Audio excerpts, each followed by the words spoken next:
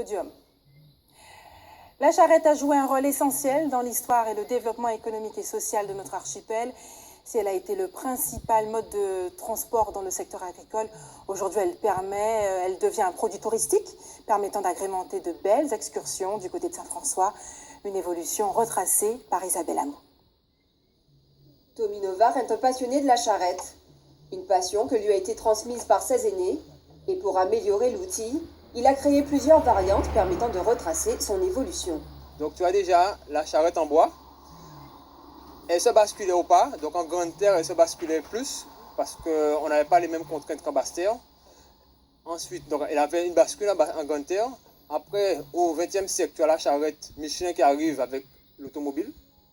Donc nous, à Saint-François, à Bois-de-Vipar, on a commencé à développer un type d'outils avec cette charrette-là, donc les charrettes pour transporter les personnes en fait.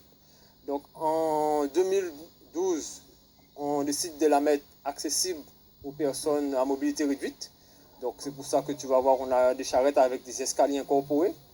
On a aussi voulu faire une charrette sportive, donc c'est pour ça qu'on peut venir une forme de char roumain, mais avec le siège de sulky, donc sulky c'est les courses de chevaux. Et ensuite on a fait cette charrette-là évoluer. Donc comme on avait un angle à l'arrière qui était assez dangereux pour les personnes, donc on a cassé cet angle-là et on s'est rendu compte qu'on se retrouve sous une forme de bateau, donc l'arrière du bateau. Comme on voulait un 3, parce que justement on a des contraintes, les gens justement se plaignaient du soleil. Donc on a aussi mis un toit amovible. Des charrettes devenues beaucoup plus grandes, comme cette limousine, et faciles d'accès.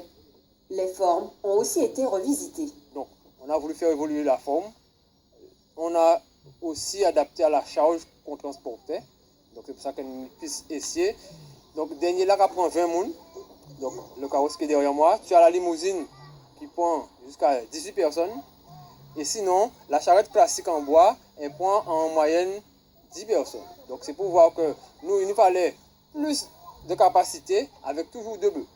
Donc nous, il fallait absolument nous faire des attelage avec 4 bœufs, c'est en usine à gaz. Donc du coup, nous toujours caler ici des bœufs et plus de personnes à transporter. Voilà. Et pour un meilleur déplacement, les charrettes sont adaptées à l'environnement. Tu as les charrettes avec les roues larges. Donc c'est plus pour les excursions sur le littoral. Tu as la charrette par exemple traditionnelle en bois. Nous c'est plus pour traverser les ravines. Donc c'est plus à l'intérieur des bois. Tu as la limousine et le carrosse. Ça c'est des charrettes urbaines. C'est des charrettes pour nous rouler en ville. Donc il n'y a pas qu'à prendre certaines contraintes. Pour dernier là, carrosse là, pour y aller dans certains engagés en bois là.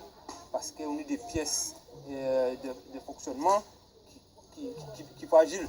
Une évolution de la charrette permettant des excursions qui séduisent les touristes et les locaux, de quoi mieux découvrir ou redécouvrir notre patrimoine. Et on vous propose de revenir